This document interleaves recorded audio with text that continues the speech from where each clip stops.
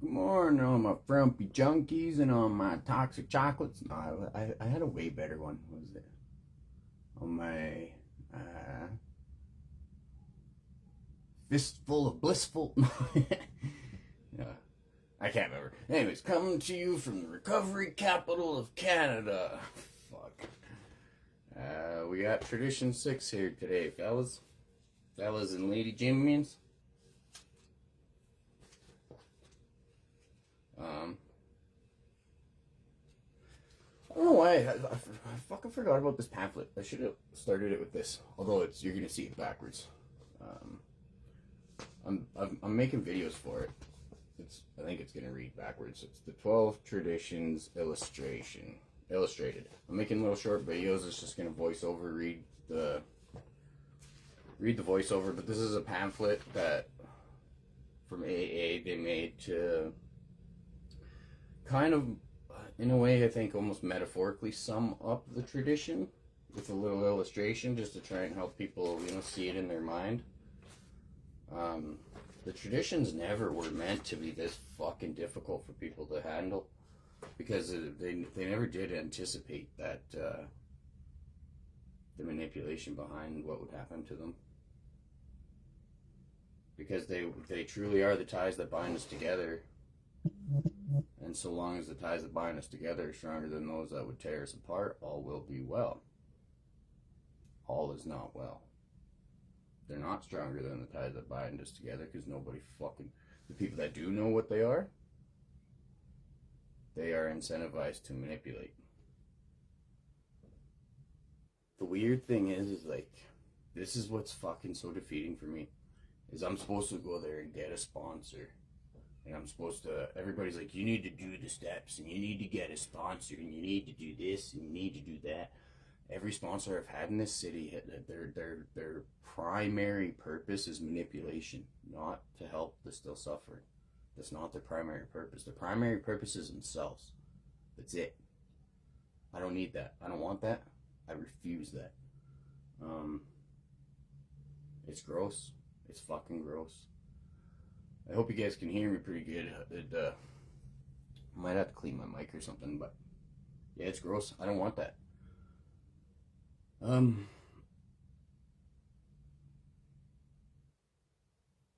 I can't. The hierarchical fucking structure that the manipulation of these traditions has caused. There is the longer somebody is in those rooms, the bigger fucking ego they got, the bigger chip on their shoulder. And that's the opposite of what it's supposed to be. But that being said, that's in Calgary. In Grand Prairie, and generation prior to the fucking dipshits that are there now. Not all of them. There's some of them that their sponsors really, trying to help them navigate. But their sponsors either dead or it was their sponsor because now they're dead because it's a really old generation. They passed away clean and sober, a lot of them. Most of them actually from that time period. Most of them who stuck around in the rooms,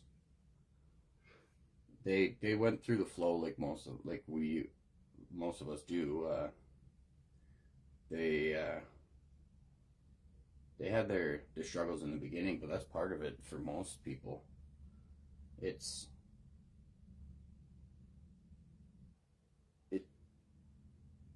It used to be you would. No, I'm not even gonna dive into that. I'm not speaking for somebody else. Anyways, yeah, these really old timers, they understand what recovery is. They understood what these are because they had to. There was no treatment centers manipulating. There was no long-term agenda. There was no fucking mass scale financial bullshit. Maybe there was, but that's what these were protecting against. And without them, all is not well. Every time you read anything of the traditions, that meeting I went to last night, they fucking.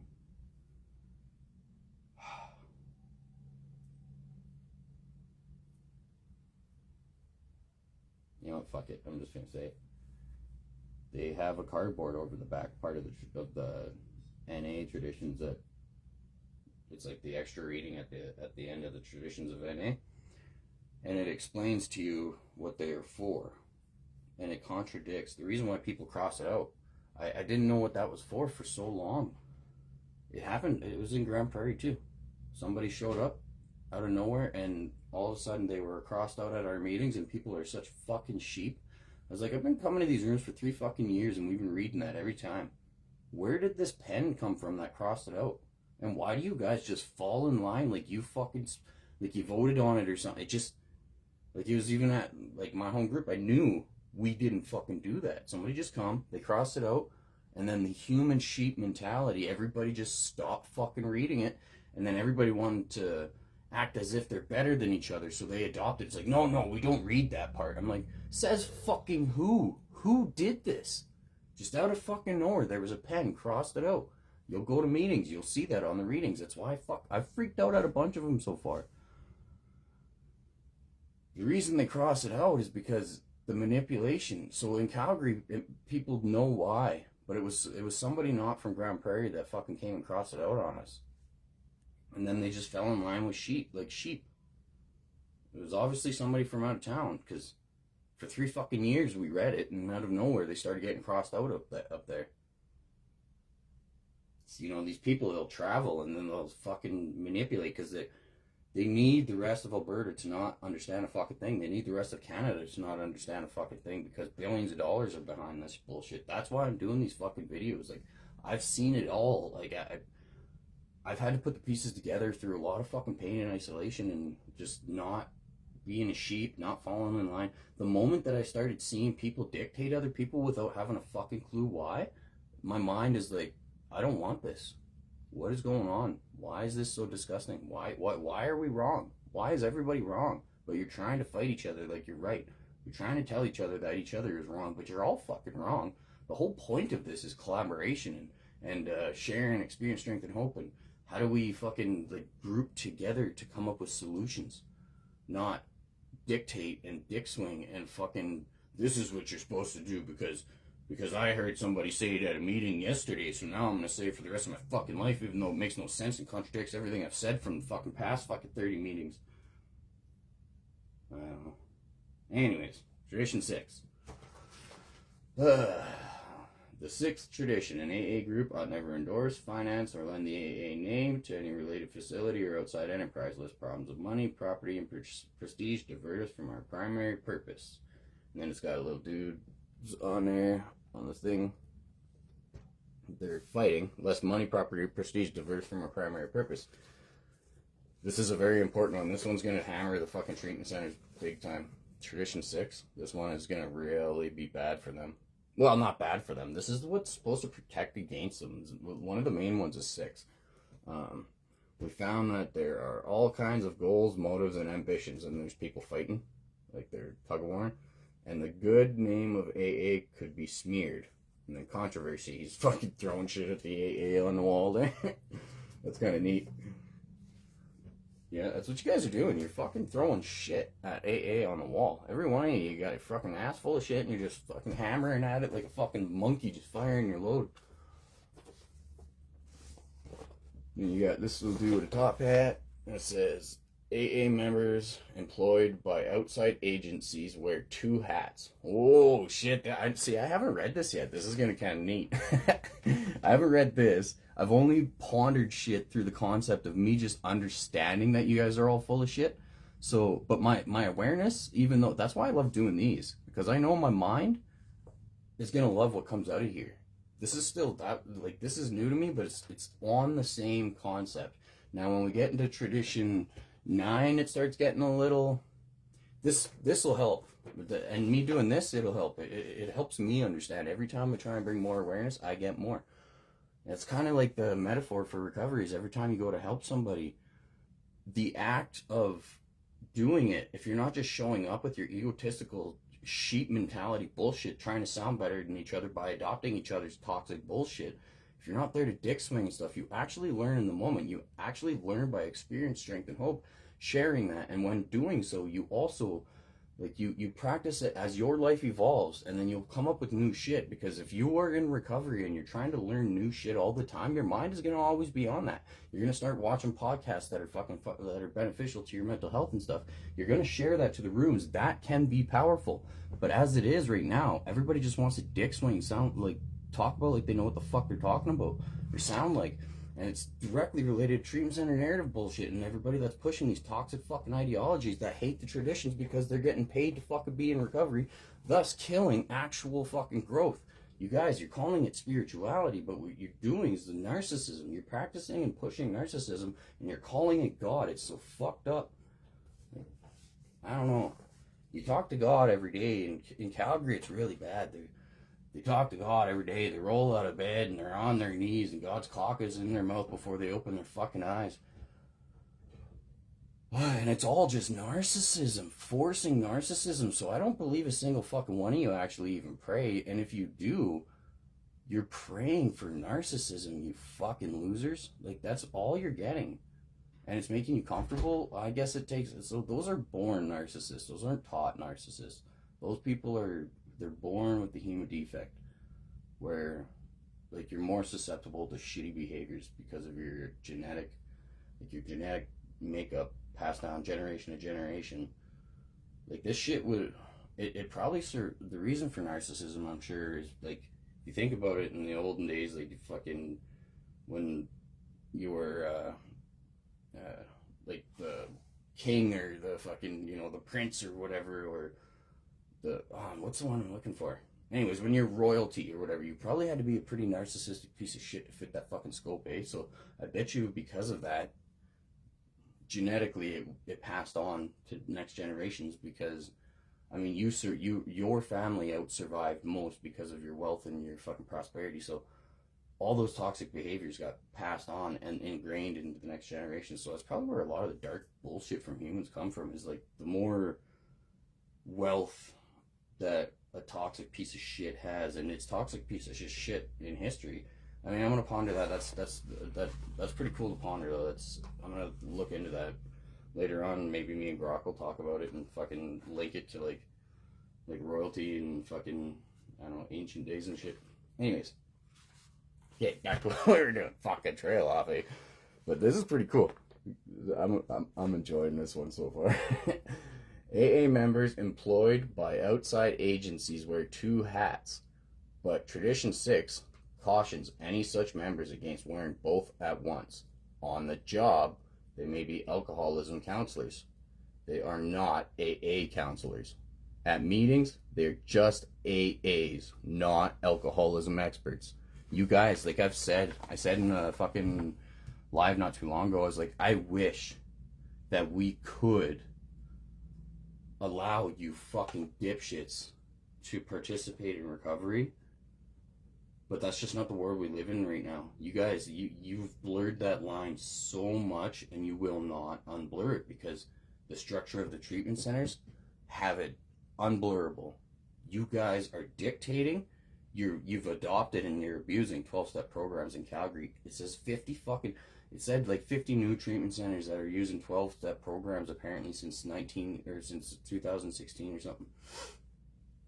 And they're using 12 steps. So like, you guys are so fundamentally manipulated and integrated into your own bullshit, and you've destroyed the traditions because you have to, because it literally tells you can't fucking do what you're doing right there. And one paragraph tells you that you're not allowed to do what you're doing. And this is just like it's not a metaphor, but that's not even part of the actual like structure. It's just like it's to help you understand. But you guys, you don't blur, you won't unblur that. You won't unblur that line. So the change that needs to be made is we need to shut down 12-step program treatments. I don't know how to do that, but I will change the narrative, because you guys are causing narcissism to spread. You're turning what protects the group into selfish ideology, and if you look up the definition, it's narcissism what you're doing. Look up the definition of narcissism, and that's you guys in those fucking rooms. That's you in Calgary, I gotta say. So they wearing two hats. Like, even Bill W. He said in that video. So if you want to learn about, in an hour and a bit, there's a video called Bill W. A Gift of Hope on YouTube. It'll explain to you, and it's his voice recordings and stuff a lot.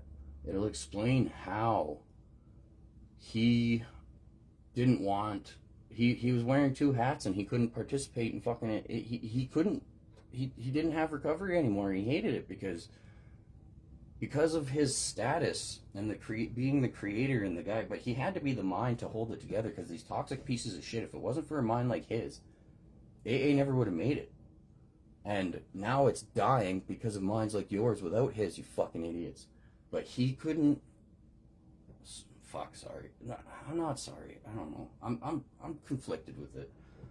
I'm not sorry, but I also fucking know I shouldn't be doing that, because it's not helpful. It's not helpful for me, but it's not helpful for the algorithm. It's not helpful for people wanting to watch it. But you're gonna want to watch it, because all this awareness is getting to people, and if you don't have it, you're behind the game. If I'm the only one that's gonna share it, you're gonna have to fucking watch it, or other people are gonna think you're a dipshit up there sharing like a toxic fucking insecure retard, while they know what the traditions are for now. Yeah, but Bill W, he couldn't, he was like the king of recovery, and he hated the fact that that's what it was, and he couldn't attend a meeting without that status, because it's just what it was. So he had to kind of accept it. And it'll tell you in that movie, if you watch that movie, it'll explain that's a big part of, like, it's trial, and that in Narcotics Anonymous reading, where it says these traditions were formulated through the hard won experience their predecessors had to face. We read a pamphlet in the meeting last night that even explained how AA was the beginning of NA, and it was an NA meeting. We read a pamphlet that explained how AA is the beginning. And so many people tried to manipulate me out of, like, where the traditions come from for NA. They are adopted from AA, meaning you have to learn AA if you want to know the traditions for NA. And it said, and I figured this out a long time ago, even before I was sure of it. I was like, that has to be what it is, because what else the fuck would that mean? Is these traditions were formulated by the hard-won experience our predecessors had to face. And I'm like, what? Like, my mind just wanted to conclude, because nobody knew. Everybody wants to talk about, like, they know what they're talking about, but nobody knows. Nobody knows fuck all about it. But they're going to appear as if they do. And then when you give them this toxic, selfish ideology that the traditions are about self, of course people are going to adopt that, because all they care about is themselves. In today's recovery, in Calgary at least. So, of course they're going to adopt this. They can make sense of something if they're trying to tell you they know what they're talking about, if they relate it to themselves. They can't be wrong. They can't be wrong about the traditions if it's about their toxic-ass narcissistic self, right? So, that's like the fucking, that's the storm that people get into, and this just the manipulation of these fucking traditions. Anyways, the hard-won experience our predecessors had to face in NA. That's talking about AA. Every tradition was created due to horrible shit going on at the time that needed fixing. And that's where that so long as the ties that bind us together are stronger than those that would tear us apart, all will we be well. Those that would tear us apart are the things that were tearing it apart. And without the traditions, they would have fucking tore it apart, and there would have been no recovery. None of us would have met each other. None of us would have been, we might have been clean and sober, some of us. A vast majority of us wouldn't be. But the traditions are important for that reason. And watch Bill W, A Gift of Hope.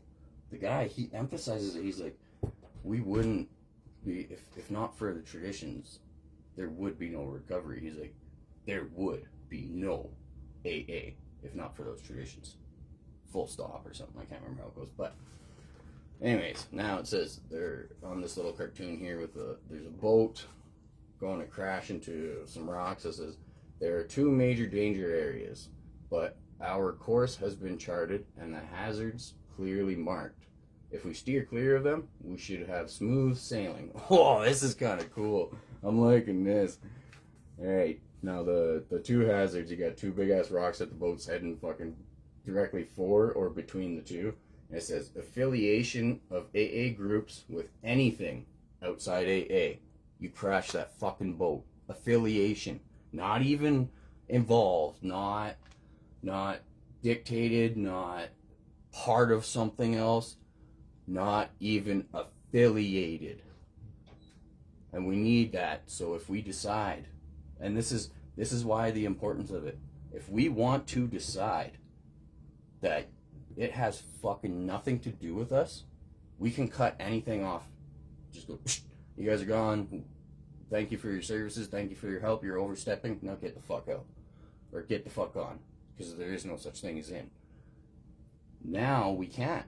We can't. I could bring all the awareness. This is the exact reason for this tradition. I could bring all the fucking awareness I want. But we are stuck with the treatment centers raping this. Because they've been doing it for a long fucking time. And everybody in Calgary, every single fucking person in Calgary thinks the traditions come from the treatment centers. And they're about selfish, toxic ideology. I'm the only fucking person. There's more people understanding now, but people hate that I'm bringing awareness because they get isolated. And then they start hearing the toxic bullshit. And then they definitely hate me, most people.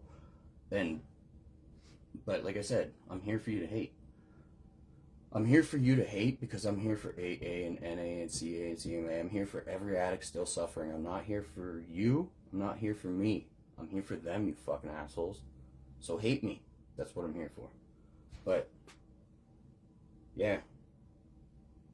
Not even any affiliation. The other rock on the other side says, any activity that would harm AA as a whole. Yeah. It almost seems like I'm harming AA, but there's no such thing as AA, so I can't harm what doesn't exist. People have tried to use that. They're like, oh, you're gonna make fucking newcomers. This was the most common one for 13 fucking years. Like, the moment I got into recovery, I'm like, you guys are fucking stupid. How the fuck does you're all just so convinced, you all just fall in line with this wanting to sound better than each other, and then this fucking this high school popularity mentality, and then it is all designed. There's billions of dollars behind it, so it's not any one person's fault. You're not just like simplistic humans. It's this design. I'm just so distrusting of human. I've been around so much narcissism in the life I used to live, so much toxic bullshit, and so much like. My mind is so developed or so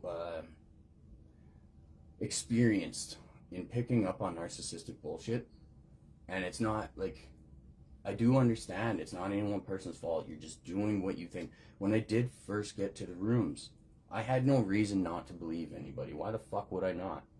But then I started hearing people like quoting things to get metaphorical likes in the room out of the book, and I'm like, okay, well, that guy, I mean, yeah, he tricked me. It sounded pretty awesome, but that wasn't his words. And then I'm like, okay, well, now I need to put some distance between me and that guy. But then I would try and like, yeah, I don't know. Everything is designed just,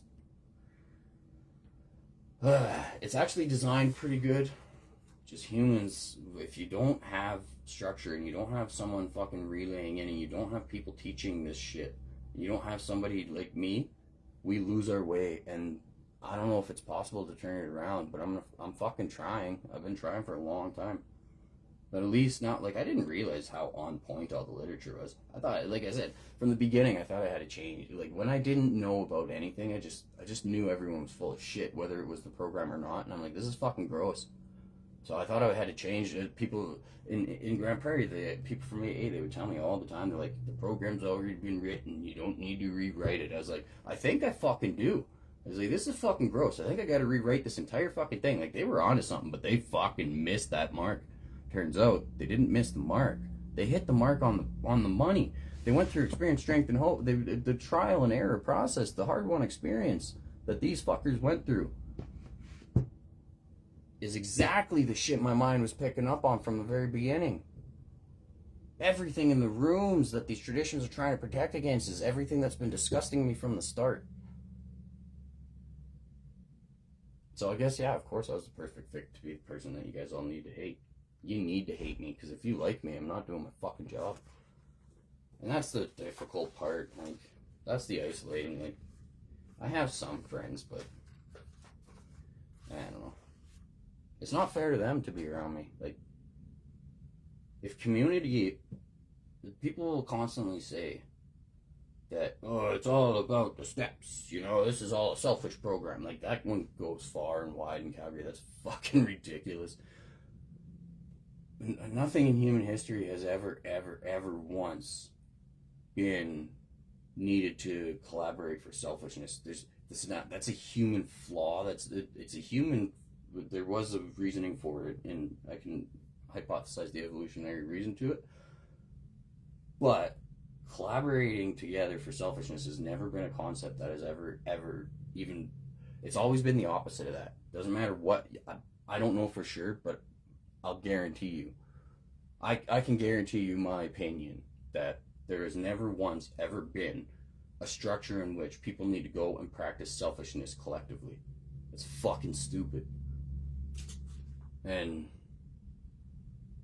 recovery is the literal opposite, but today it's not, because of manipulating the traditions into narcissism and nobody having an idea what they are, the rooms being turned into a financial incentive, people headhunting for treatment centers. There's no such thing as newcomers because people think you're not allowed to fucking spread recovery. It's supposed to be a secret society, although these treatment centers themselves are advertising with people, their clients, every fucking day. My Facebook blows up with it now that I've been fucking bitching at those things. I've been commenting on their things and fucking pointing out how retarded they are. So I made my isolation extreme now.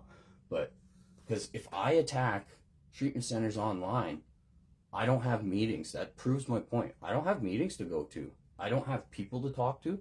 I've attacked people working for a treatment center. Has nothing to do with recovery. It's supposed to not have anything to do with recovery. It's saying right fucking here. But because I attack people in a treatment center, that means I don't get recovery in Calgary, the recovery capital of fucking Canada. I don't get recovery because I attack people in a treatment center. You know how many people get kicked out of treatment centers? Me, 5 times in a row without fucking relapse. And that means we don't have recovery to go to if you're kicked out of a treatment center. Who the fuck is going to go to a room where the people that kick them out are going to be there? Do you not understand how fucking disgusting this is? Yeah, I didn't realize how bad it was in Calgary. I'm glad that, this is my purpose though, coming to probably the worst place in Canada. It's the recovery capital, so I had to be here because you're not supposed to be able to have a fucking statistic like that. The only reason why you hear about like Akron and New York and shit from AA is because that they need the fucking actual, the history behind it so people can understand what the fuck the program is. That's why you have like New York and that's where the office is and shit. But the recovery capital of Canada is fucking stupid. It's no such thing. It's actually quite literally the opposite. There's no such thing as 12-step recovery here, meaning it's the financial drug zombie farmer of Canada. And I can go into that, but I should probably get into this. We're already fucking half an hour into it. Anyways, let's start with the rest of this reading. The related facility may be an outside group combating alcoholism or an enterprise that AA wants to start. It was the latter that most often confronted the young fellowship. Outside agencies were pretty scarce in those days, and some members thought AA should cover the whole alcoholism field, led by a super promoter, as the 12 and 12 describes him. And people promote the 12 and 12 being like they use the 12 and 12 for the fucking disgusting bullshit in Calgary. And like I know it trashes them in it. Like how do they manipulate past that? Anyways, one group built an all-purpose center, including a section for drying out treatment. Picture any group tackling such a project. Arguments over cost, architecture, staff, fees, medication, and rules might even make the local paper. And pity the poor newcomer straying into the group. Well, get around to you in a minute. Oh, pity the newcomer straying into the group. We'll get around to you in a minute. Though that ambitious center failed, some individual members have since funded successful clubhouses, rest farms, halfway houses, etc. The enterprises are run by these AAs and patronized by other members or prospective members, but money and property are involved. Therefore, it has proved wise to keep the operation of the facility completely separate from that of any AA group and to keep AA or terms like 12-step out of the name.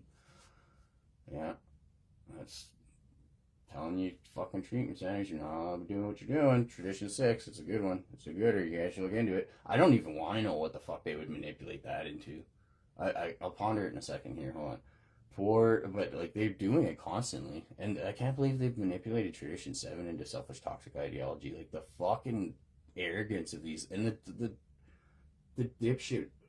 So I guess no, I'm more aware. I never would have been able to put up with that. I'd have been like my mind just connects too much shit. I'm like, okay, so this is about my selfish, toxic ideology, but I'm going to rooms and they're passing around collection plate, calling it also the seventh tradition. Like, how people aren't curious, although they want to act as if they know everything about it in the same fucking mind, makes no sense to me. You're not even curious about the bullshit you're talking about.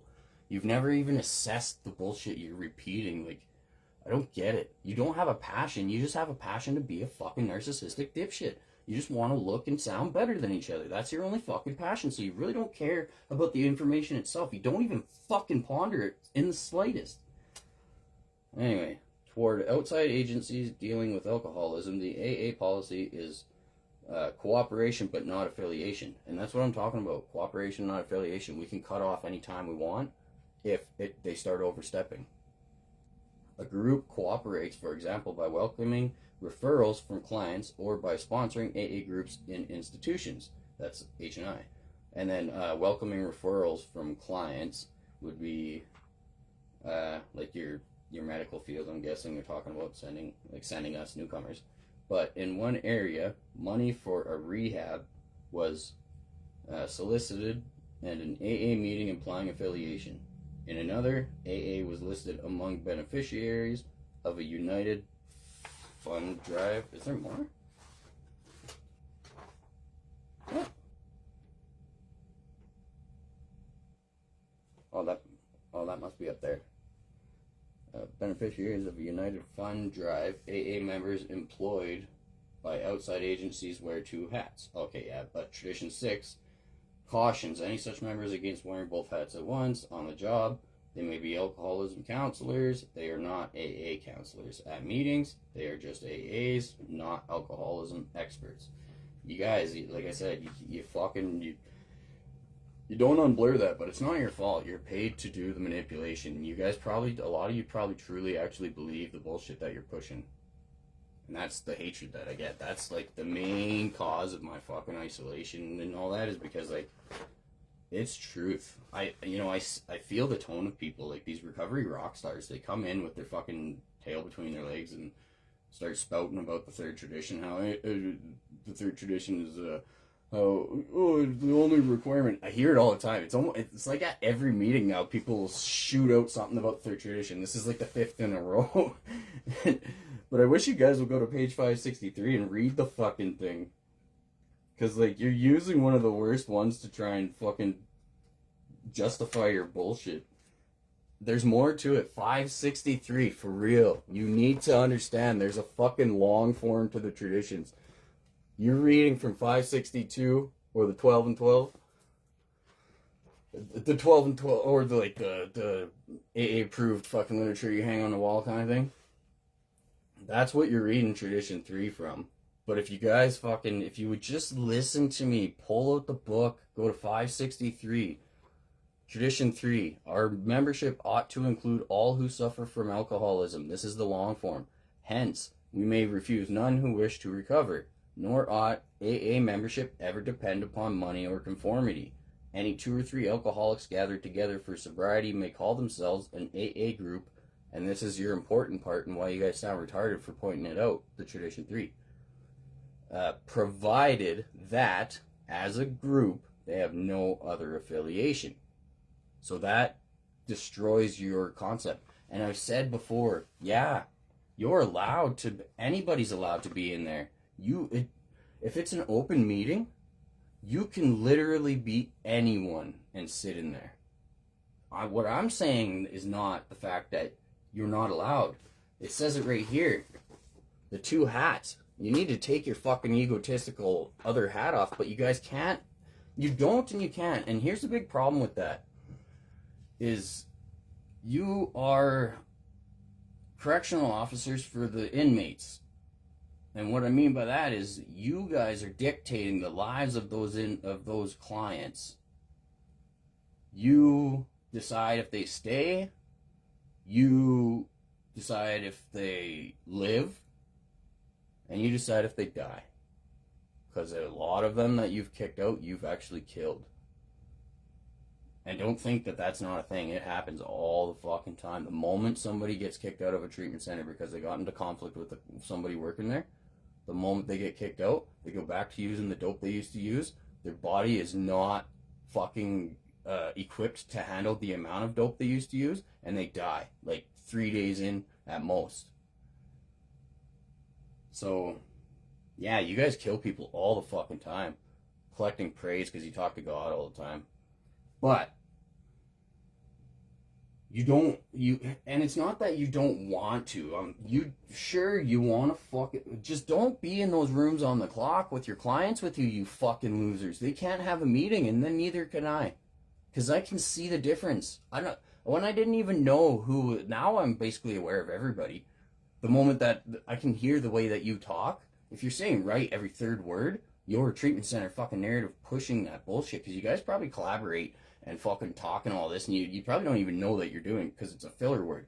But being as you guys are around each other constantly, your filler word is right. So that's one tip off. But also, it's very easy. It's like if you're saying right every third word, if you're sucking God's cock the moment your mouth opens, and if you start straying away and you try and, like, the moment that you're starting to force a selfish ideology and blanket statement that it's a higher power, I know you're working in the treatment center, so you guys do not take that fucking hat off. You're there with your agenda, especially since a lot of you are there to headhunt newcomers. I've watched it. I know which specific people are now. You guys aren't very fucking... Well, I guess I shouldn't say you're not good at hiding it, because it took me a while to catch on. So yeah, you're good. But now, once I see, I can't unsee. And now I guess that's all I see. So you're probably still good at hiding it. It did take me a while to catch on. I got to admit to that. But that's where all my buddies are going. Like, anybody that's new and I can't wait to see them back, they're gone because now they're in the treatment center complex, wherever that sends them. And then they go to, let's say they go to a different city because you guys headhunted them and you get whatever commission or something like that. I don't know what happens, but I know that there's a financial incentive for you to be paid to be in that meeting. And then it's like if you're selling a car, they get a commission. I'll guarantee you that's part of what you guys are doing. Like, that's why you're in competition. I can see you guys, like, panic between if there's two people and a newcomer, I can watch you guys panic to try and, like, fucking be the first to get to them. But then you send them to, if you send them to a treatment center in Calgary, maybe they can build a fucking recovery community for when they're outside of that treatment center, but they don't. The only thing, like, everybody that's relapsed, everybody that talks about it, they're back to the treatment center. They're in a treatment center for 1.5 years, 2 years, 3 years, fucking apparently 5 years, 6 years you can even do it. And the moment that they get out, they're like, oh, I stopped going to meetings and started doing this, and, you know, life got in the way, and I thought I had it under control. And then they just start repeating the same bullshit that you guys all fucking say. Thought I had it under control, and I thought I was better than this, and I thought this, and I thought that. So I'm back in the treatment center, just fucking destroying everything they just said about fucking, you know, there is no such thing as long-term recovery. There's no such thing as short-term. It's just dictation, fucking manipulation, money-making. You guys are killing millions. Your ripple effect is destroying the future. You're fucking causing narcissism to fucking spread like herpes. And I hate most of you. Like, I love a lot of you, but I hate most of you. Because you're in a fucking smorgasbord of narcissism, and it's like the best thing that your life has ever had, because now you can collect with fucking more dipshits and act as if you're fucking God's gift to this world. That's like the cream of the crop for a narcissist. And so no wonder the numbers are so low. And most of you who have any sort of fucking recovery term, any sort of long-term recovery, are narcissists. Because, like, 1 in 5 people are susceptible to narcissistic behavior. And Calgary's got such low fucking numbers, it's gross. So it doesn't even fill the narcissist plate. Anyway, moving on. I haven't even asked ChatGPT or fucking Grok, but so Tradition 4 long form, page 563, fucking narcissist. With respect to its own affairs, we're on tradition 6. They mix in my head because they're quite related, I guess. Tradition 6, long form, page 563. Problems of money, property, and authority may easily divert us from our primary spiritual aim. We think, therefore, that any considerable property of genuine use to AA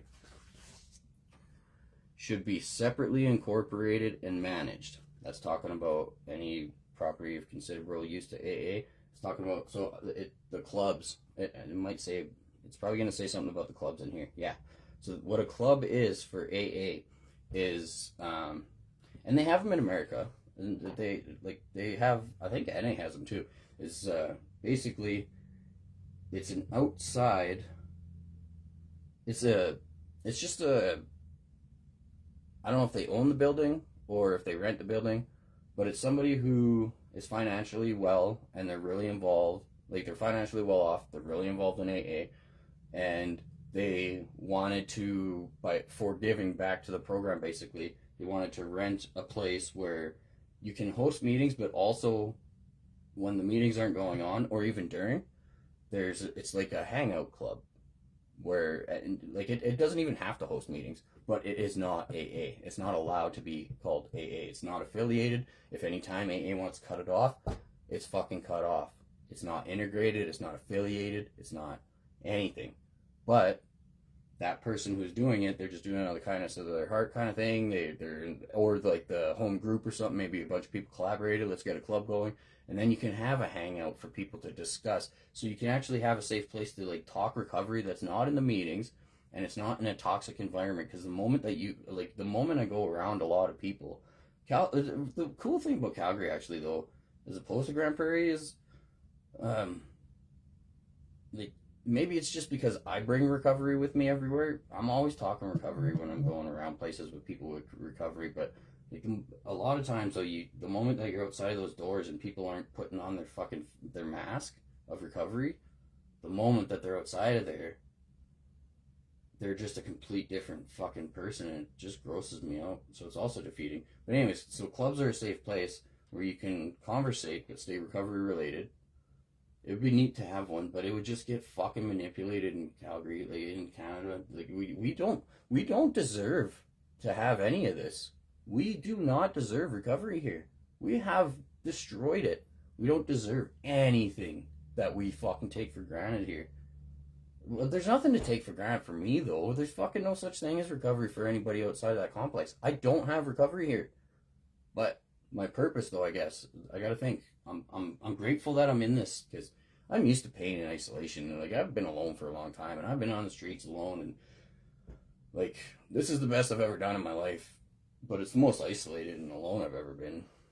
Although, well, not really. I'm living with some awesome people. I'm really fortunate for that. My mom's best friend, basically my auntie. It's a safe place. I'm still here 2 years later, so it's not that I'm alone. But as it comes to like recovery, my recovery's never been so isolated. But before it was all just superficial anyways. Like I was real, but nobody else was. So I guess if I will look at it like that, at least now there's change being made and this is bringing awareness.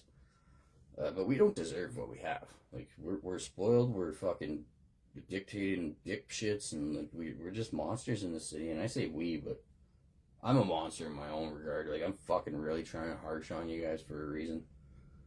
Okay, so shit. I gotta go back. See, problems of money, property, and authority may easily divert us from our primary spiritual aim. We think, therefore, that any considerable property of genuine use to AA should be separately incorporated and managed, thus dividing the material from the spiritual. An AA group, as such, should never go into business. Secondary aids to AA, such as clubs, that's the one I just described, that's why I wanted to, or hospitals, which require much property or administration, ought to be incorporated and so set apart that if necessary they can be freely discarded by the groups. So incorporated and so set apart. That means not affiliated, not what was the word I just used? That's not associated, not integrated. It's incorporated separately and so set apart. that one is a little bit of a confusing wording, but what it means, yeah, is it has nothing to do with us. We make the decision if we want to allow it to, like, we in the 12-step programs, at the group conscience and the structure of the 12 traditions, these come first, group conscience comes second. I wish they would have framed it like that, because the group conscience is useless without these. We're proving it in Calgary. There is no such thing as a group conscience. It's dictation. If you don't have these, you don't have a group conscience. So I think these come first. These are the most important thing to fucking recovery, because without these, none of us have it. I don't. I sure as fuck don't. People are dying constantly because they don't fit the treatment center narrative. They finally have hope, and then that hope is just fucking robbed from them because they're a flight risk or something. Like, I didn't fit, so they had to get rid of me. And I even had counselors tell me, they're like, this is unfortunately the structure. And this wasn't a 12-step program, so I couldn't bitch about it in that regard, but I fucking hated it. I just eventually let it go. But they're like, a couple counselors are like, unfortunately, this is how it goes. If you are, like, if you're not somebody who's following the program as easy as somebody else will, they'll want that bed for that person. And that's why I was like, it blew me away that the treatment centers are using, I'm like, how the fuck are they using 12-step programs? Because Tradition 3, they break it the moment that all the traditions are broken from fucking treatment centers. Like, Tradition 3, the way that people fucking try and manipulate that the only requirement for membership is a desire to stop. Well, your treatment center goes against that. The only requirement for membership in your treatment center is you got to jump through a lot of hoops. You got to pay a lot of money. Although it seems like it's free, it's not, because it's taxpayer dollars. 1.3 billion into Recovery Alberta alone last year at the provincial level, not even including fucking donations and not including the fucking federal funding. And yeah, it's just 1.3 billion to Recovery Alberta, causing each and every addict to be worth $60,000 to $90,000 a month in those. So it's not free. And so you have to pay money to be in your treatment center. You have to be a certain color. The treatment centers here are a certain color. Like, you can be a white person going to the native one, but good fucking luck. I get along with them and shit, but if I were in there, they'd be pissed off. Like, yeah, so there's color, there's sex, your gender, depending on the treatment center. Like, they break all of them in unfathomable fucking amounts of ways. Like, I didn't even think possible. That's why it blew me away when people said they're using 12-step programs. I'm like, no, they're fucking not. Like, come on, get over yourself. Apparently, that's all it is. There's one. I know one women's treatment center that's, like, highly regarded, and it's not a 12-step program. And it does really good. But the women go into the meetings, they get fucking manipulated in this toxic bullshit anyways. Okay, back to this. An AA group, as such, should never go into business. Secondary aids, such as clubs or hospitals, require much property or administration. Ought to be incorporated so set apart that if necessary they can be freely discarded by the groups. Hence, such facilities ought not to use the AA name. Their management should be the sole responsibility of those who financially support them. And by the saying that you must not use the AA name, they mean don't be fucking using AA or NA or CA or CMA at all in any regard. But that's all it is. So Tradition 6, like, this one is literally telling them they're not allowed to do what they're doing. It's not a metaphor. It's not they're breaking it this way, they're breaking it that way. This one says you are fucking not allowed. And that's the need for the manipulation. Like, you will never hear people do Tradition 6 as a fucking topic. And, it was Tradition 8. It was pretty funny. I walked through the doors when they were using Tradition 8 as a topic. If I were to go in there, they wouldn't have put it up on the board. But because this one specific place is very dictative and trying to manipulate not even try. It's treatment center narrative. So they do steps and traditions one for one as a topic. And you never hear people talk about fucking Tradition 6, or Step 6 is never a topic. We'll just say it like that. I've never seen it anyway. I'm not saying it's not, but if I'm consistently in the rooms, because I was going to that one quite a bit, it would not be there. Because people do know, like a lot of people do know if you're getting paid, if the billions of dollars are on the line, you know where these are in this fucking book. Their management should be responsible for those who financially support them. For clubs, AA managers are usually preferred, but hospitals, as well as other places of recuperation, ought to be well outside AA and medically supervised. Yeah, clubs is it's like the one sort of line blurring, but it's not blurring though. They're not allowed to use AA names, but they do prefer like people be AA people who are managing it, because it's a place where meetings will be ran and recovery will be talked about. So it makes sense that you manage by AA. And it's probably an AA person that's funding it and, you know, getting it going because they actually love recovery. They're not just doing it so they can fucking suck their own cock in front of it. And then, yeah, so they could blow themselves and, hey, God, did I fill up my mouth enough of my own cum? Fuck, sorry. I don't even like saying that word. That was fucked. I could say suck your cock all day, but me doing that was weird. That was fucking weird. Anyways. While an AA group may cooperate with anyone, such cooperation ought never go so far as affiliation or endorsement, actual or implied. You can't even fucking imply it. And it is actual, but it's hidden. But they do imply it. It's fucking actual, it's dictated, and it's forced. You're forced through the steps. And this is what people tell me, but I know it's a fact. And in Drumheller, I was forced. Actually, and people in Grand Prairie know, because we know people that actually completed the fucking drum. I was kicked out of there right away. I remember, and then these other guys come back and they just, you know, I can't remember how long the program was. It was like 6 months or something, but they come back with this, oh, I did a set of steps and I'm this fucking king of recovery and and they don't have the first fucking clue of what they're talking about, even though they did it in a 6-month period, where here, you get it done in 3 fucking weeks. A friend from Grand Prairie, she's already done her steps. She was on step 10 last time I seen her, and that was on week 2.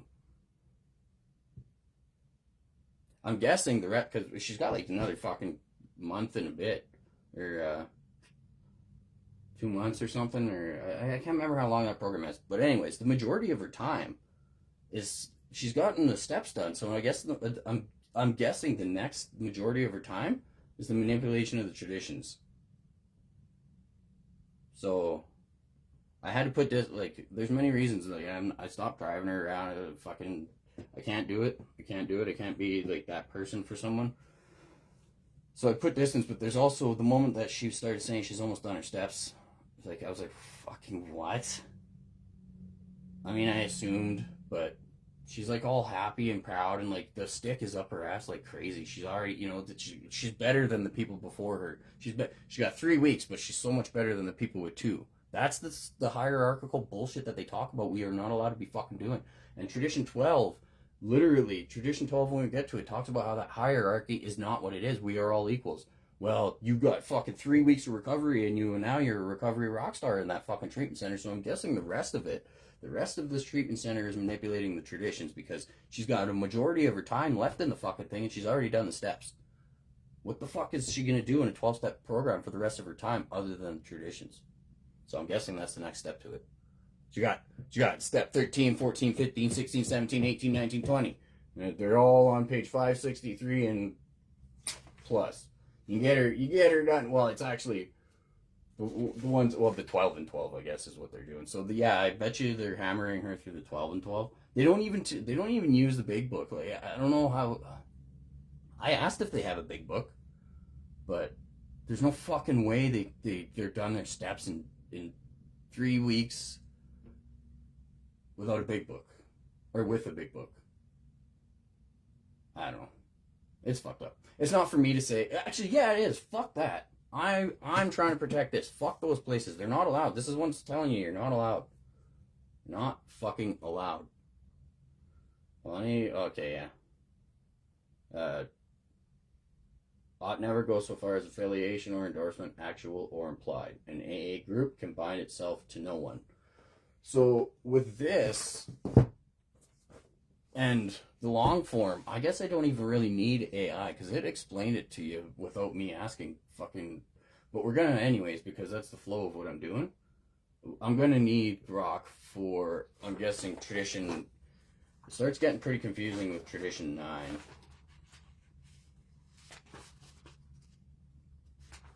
This is just a pamphlet you can get. Well, I'd imagine it's pretty scarce. I don't even know where I got it from. I imagine that they hide this one at all costs in the city.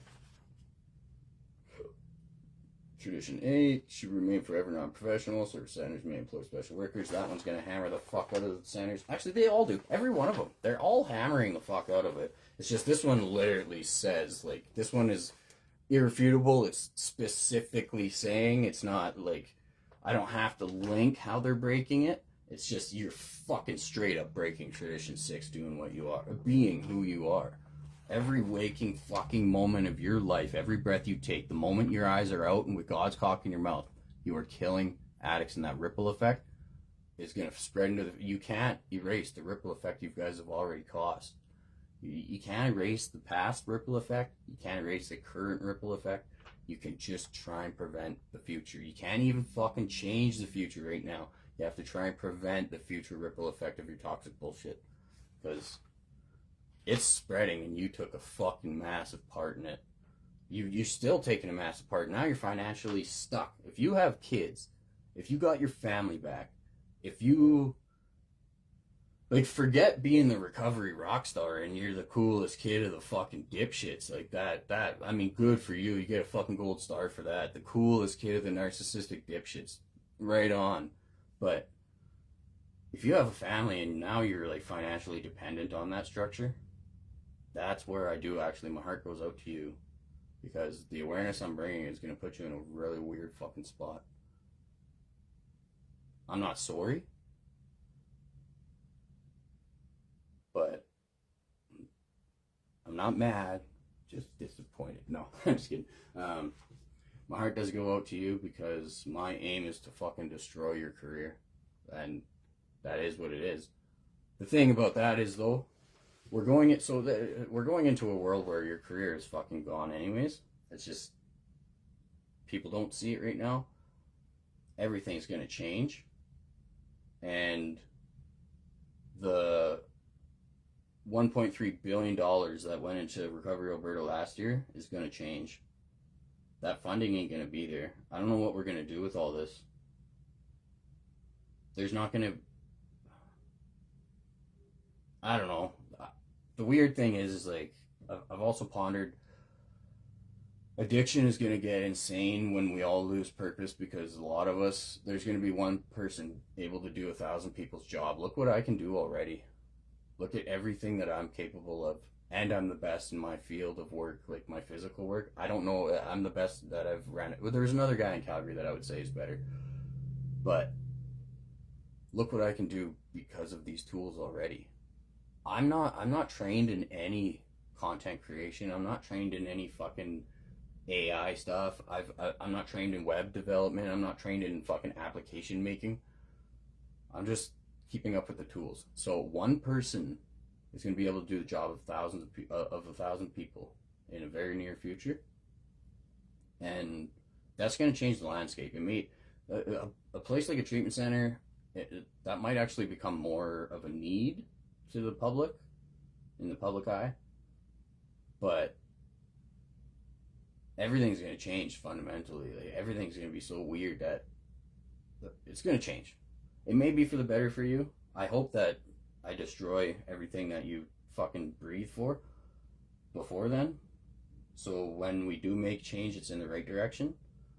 When we do need change, we head in the right direction. I really hope that I've done my job and I fucking ripped everything that you fucking do in your daily life today apart. But my heart goes out to you, even though I'm trying to fucking destroy everything that you're doing. And that's it. Like, fuck the hopeful bullshit. Everybody's like, he's fucking... It's the same shit. Anytime anybody tries to talk to me about this, they think that they're telling me something like it's new information. It's like, do you... And I know it's just... That's just what you're gonna try and use. It's all you know. Everybody is in such a fucking... Like, such a complacent category of human now. Because all you do... You don't even have to collaborate. And this is brand new shit that you've never pondered before to try and tell me to do. And you'll all say the same shit because you're all one-track minded. You are all lumped into this very simplistic category. They have you exactly where they need you. You are all just repeating the same shit, so it floods into your outside world. I guarantee you, it doesn't matter what it is, you all have the same opinion on it. Without collaboration, without talking to each other, without even knowing. Because when you guys are messaging me, private messaging me and shit, and trying to give me advice, or trying to manipulate me out of what I'm doing, or you all say the exact same shit. I've heard it for 13 fucking years out of hundreds of faces. Hundreds of messages. I've had many people thank me in behind the scenes, and I'm like, don't worry, you don't have to thank me in public. You don't even have to fucking let people know you talk to me. I get it, like, but I appreciate you thanking me in private, because it is important, so thank you. But I wouldn't wish it on anybody to go through what I go through. I can put up with it because if you go and you watch what I've been through, this is kind of fucking child's play. And I'll never want to be what you guys are, so there's nothing for me in recovery right now. I will never want to be even remotely close to anybody. You need a sponsor. Yeah, for what? For fucking what? What the fuck is he gonna do for me? He's not there for me. He's not there for you. He's not there for anyone but himself. I don't fucking need that. Nobody needs that. And the only agenda behind a sponsor right now is to manipulate people into the same fucking toxic structure. It's not actually... Because nobody even understands a 12-step. On that last one, I read what the fucking 12-step is. Nobody knows that, but it's right fucking here. It's not that nobody knows that. It's their agenda is to manipulate out of that. So I don't want a fucking sponsor. Because they're not doing they're not even doing the steps, let alone the traditions, you fucking losers. I know more about it than anyone. And I haven't even done the fucking things. That's why I can't have a sponsor. My purpose is not to be a selfish piece of shit. Fuck, I should get into this. I'm just getting mad now. Alright, I'm just going to ask her real quick, because we went on for a while already. Hey, we're recording. Alright, let's roll. Okay, so we're on Tradition 6. Can you look up the need for Tradition 6 in the time it was created? The why, the what, the how, the reasoning that it was very important to uphold for long term, and the dangers of us not keeping up with it today.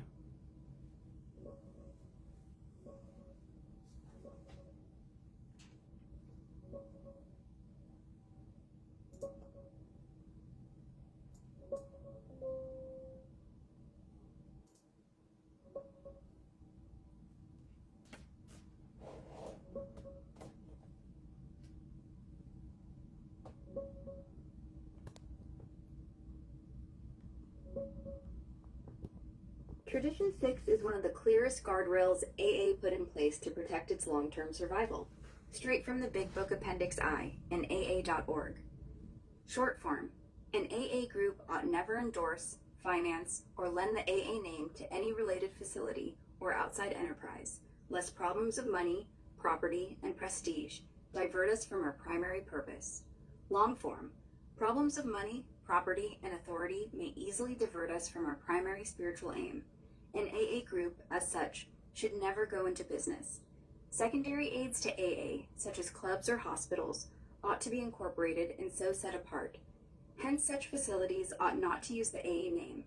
While an AA group may cooperate with anyone, such cooperation ought never go so far as affiliation or endorsement, actual or implied.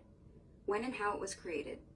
It was created in the late 1940s, just like the rest of the traditions.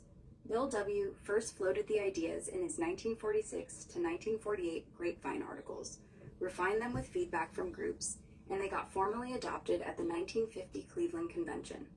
The specific warnings around what became Tradition 6 show up heavy in his 1947 Grapevine pieces, reprinted in the official pamphlet P17 AA Tradition, How It Developed on AA.org. Why it was needed. The real early problems. In the 1940s, as AA exploded, groups started experimenting with helpful side projects. They tried running their own hospitals, drying out places, rest homes, and clubs. They thought, we're helping alcoholics, so why not set up beds or a clubhouse under the AA name? What actually happened, per Bill W.'s own accounts in P17, hospitals and treatment setups backfired hard. Groups got into debt, unpaid bills, arguments over who deserved the beds, and public fundraising that made AA look like it was begging. Clubs turned into financial and management nightmares. Leases, rent fights, card playing, bickering over rules. Outlying groups refused to bail out city clubs, creating splits. Members started using the AA name for outside stuff, like prohibition magazines, liquor industry education, or personal political runs, dragging AA into controversy. Bill W. wrote in 1947, "An AA group is primarily a spiritual entity. That, as a group, the less business it has to transact, the better." Those experiments put groups into the business world, created money, property disputes, and risk prestige through public endorsements. They almost tore the fellowship apart before it even hit maturity. Why it's vital for long-term survival. The reasoning is brutal and simple. Money, property, and prestige are the exact things that have wrecked every other reform movement in history. Washingtonians, Oxford group parallels. Once AA starts chasing them, even with good intentions, it stops being a pure spiritual fellowship and turns into just another organization fighting over cash, power, and reputation. Tradition 6 forces the separation. Cooperate? Yes. Endorse or lend the name? Never. That keeps AA focused on its one job, carrying the message, without getting dragged into fights that could kill it. Dangers if we ignore it today. Today, the biggest violation is treatment centers and rehab facilities using the AA name or implying endorsement. They host AA meetings inside their paid programs, blend therapy with meetings, or straight up advertise 12-step based using AA branding to fill beds. That repeats the exact 1940s disasters Bill warned about. It turns AA into a feeder system for profit-driven businesses. Meetings get diluted with outside agendas, professionalism, and money motives. When the center has drama, closures, lawsuits, bad outcomes, the splash hits AA's reputation. Newcomers get confused. Is this free mutual help or paid treatment? We've already seen groups and intergroups struggle with this. Some rooms become recruitment pipelines, attendance drops in pure AA meetings, and the message gets buried under therapy speak. If we keep letting the AA name get rented out like this, we risk the same splits, demoralization, and public controversies that nearly ended AA in its infancy. Tradition 6 isn't optional.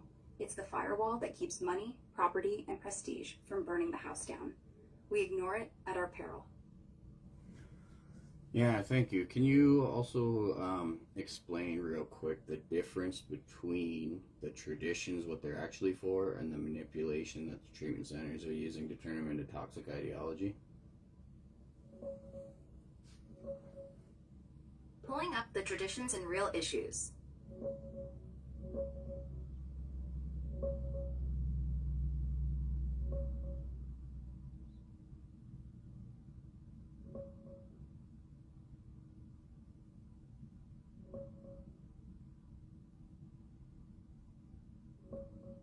The 12 traditions are AA's guardrails for group survival and unity. They're not about personal recovery, that's the steps, but about keeping the fellowship alive long-term by handling money, power, outside issues, and relationships without destroying what works. Official short form straight from AA.org. 1. Our common welfare should come first. Personal recovery depends upon AA unity. 2. For our group purpose, there is but one ultimate authority, a loving God, as he may express himself in our group conscience. Our leaders are but trusted servants. They do not govern. 3. The only requirement for AA membership is a desire to stop drinking. 4. Each group should be autonomous except in matters affecting other groups or AA as a whole. 5. Each group has but one primary purpose, to carry its message to the alcoholic who still suffers. 6. An AA group ought never endorse, finance, or lend the AA name to any related facility or outside enterprise, lest problems of money, property, and prestige divert us from our primary purpose. 7. Every AA group ought to be fully self-supporting, declining outside contributions. 8. Alcoholics Anonymous should remain forever non-professional, but our service centers may employ special workers. 9. AA, as such, ought never be organized, but we may create service boards or committees directly responsible to those they serve. 10. Alcoholics Anonymous has no opinion on outside issues, hence the alcoholic name ought never be drawn into public controversy. 11. Our public relations policy is based on attraction rather than promotion. We need always maintain personal anonymity at the level of press, radio, and films. 12. Anonymity is the spiritual foundation of all our traditions, ever reminding us to place principles before personalities. What they're actually for. These came from hard lessons in the 1940s when AA almost fell apart from ego, money fights, outside alliances, and mission drift. The real job is simple. Protect the fellowship so it can keep doing its one thing. Help alcoholics get sober without getting killed by the exact poisons that wrecked every other recovery movement before it. Washingtonians, Oxford Group, etc. Unity over ego. 1, 2, 12. Clear boundaries on who's in and what's the focus. 3 to 5. No money, prestige traps, or outside ties. 6, 7. Stay amateur and loose structured. 8 to 9. Keep neutral. 10. And attract quietly. 11. Break them, and AA stops being free mutual aid and turns into just another messy organization. The manipulation by treatment centers, turning them into toxic ideology. Treatment centers, especially the for-profit ones, are twisting the traditions into something ugly to justify their business model, and it's poisoning rooms everywhere. Worst in places like Alberta, Calgary, where 12-step based rehabs dominate. The big violations. Tradition 6, no endorsement affiliation.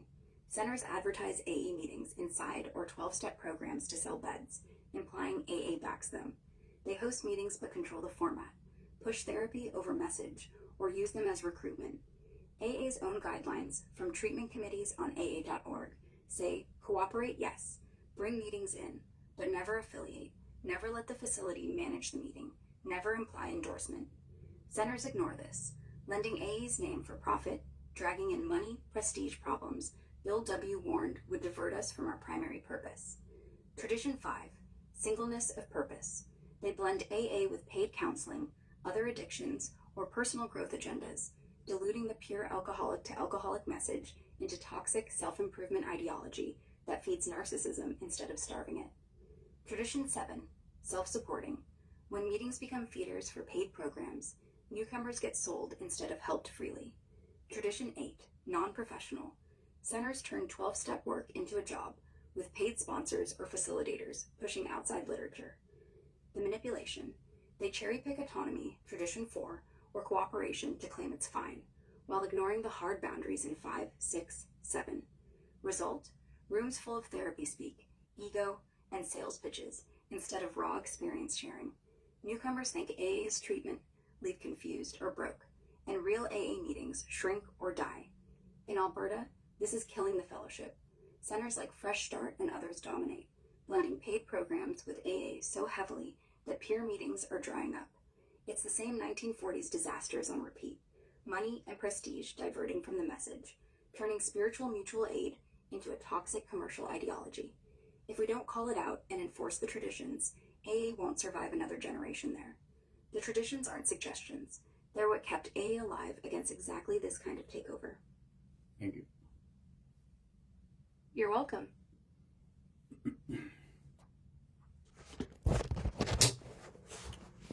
I say it harshly, and I get why people probably don't fucking really understand what. Well, it's not that they don't understand. It's yeah. I'm gonna clip that part, and I'm gonna make that a completely different fucking, just a little side video, because it's she only pulls from truth. Like, that's how I figured out so much stuff. Is like, Calgary is the absolute worst. When I came to Calgary and they called it the recovery capital of Alberta, I thought, holy fuck, this is cool. But then I thought, how the fuck do they have statistics for that? But they don't. You can't be, and because 12-step program dominates. Hey Christina, love you. I'm almost shutting this down. You can go back and watch it, but it's not really. It's just me hammering fucking recovery stuff. Not hammering. It's all hopeful. It's not this again. This ain't my information. This is just the fucking information. And Calgary is like it's like ground zero for the manipulation, at least in Canada, because in Calgary, like, they have this once a year, this recovery day thing, and AA doesn't take part in it. which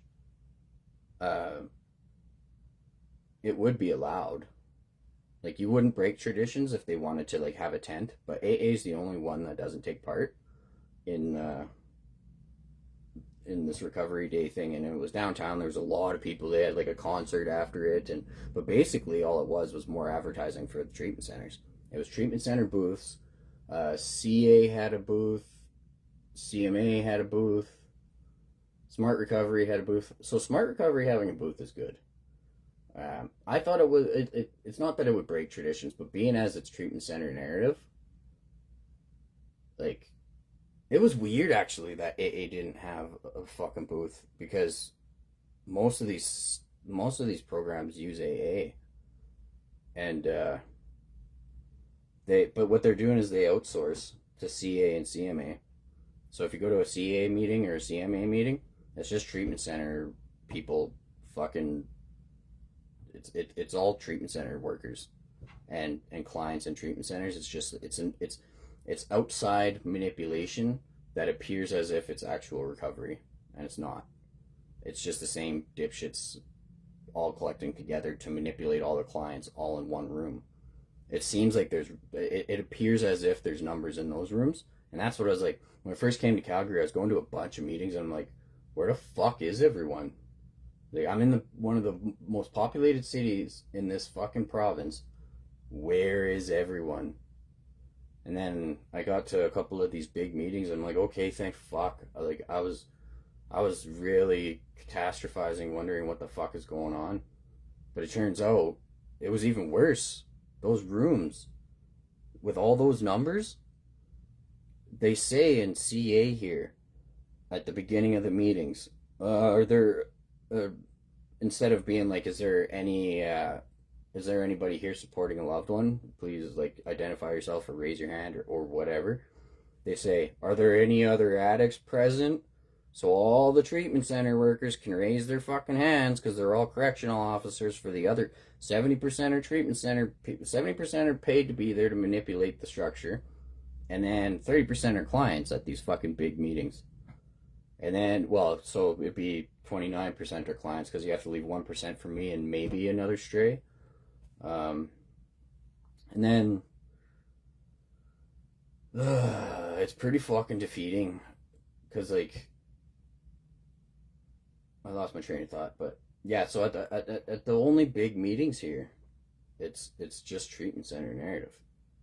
Oh yeah, and at that CA, like, when I came to Calgary last year, I stormed out and I called them all. Like, I shouted at like a room of like 130 people that I don't know, and some of them are like, they appearing as if tough guys or whatever, but they're just sucking God's cock, and they're caught in the manipulation of the treatment centers, and they're whatever they are, they're narcissists, and you guys don't fucking shake me. Like, you weren't scary to me on the fucking streets. You're not gonna be scary to me while you're sucking God's cock.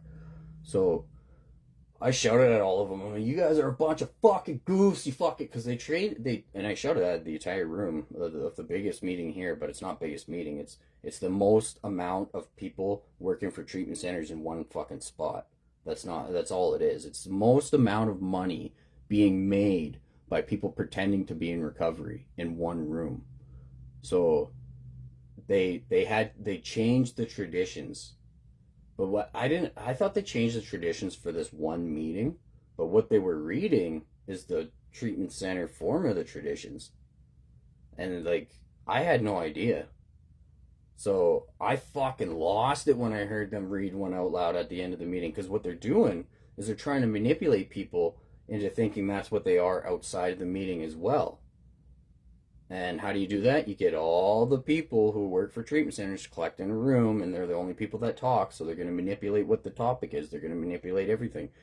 And they have all the 30% clients or whatever the fuck, because it's the majority are treatment center workers.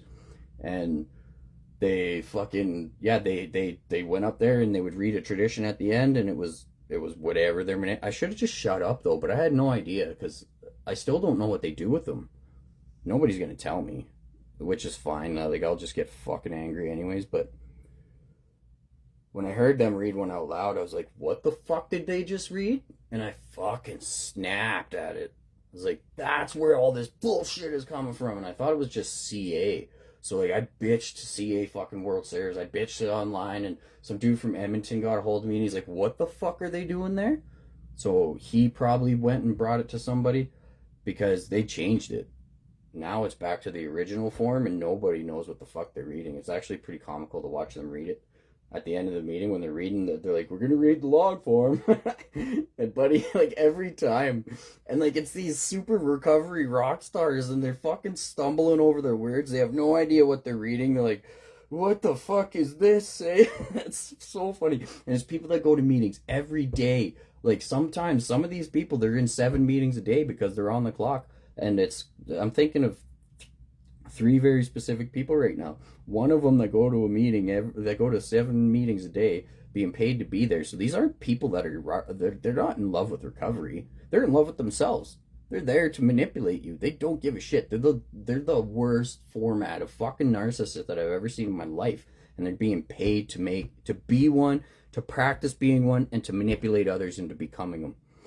And when they go to read the actual fucking traditions, is pretty comical to watch. It was the fucking limelight, because they went to read tradition 6 at the one. it was 6 or 8, and it was fucking hilarious. And because, like, the one person, she stopped, and she's like, she didn't want to finish reading it. Oh, she probably does know what it means, but realized they switched it. They didn't even fucking tell her. So when she went to read it, she's like, oh, fuck, we can't read this one here. This one says this one says that all of our existence is a fucking lie. We are a bunch of toxic pieces of shit that are breaking every waking moment of our lives. We are the most disgusting thing that has ever happened to recovery. And that, my friends, is Calgary's fucking recovery capital. Or, Canada's recovery capital. #YYC. Fucking losers.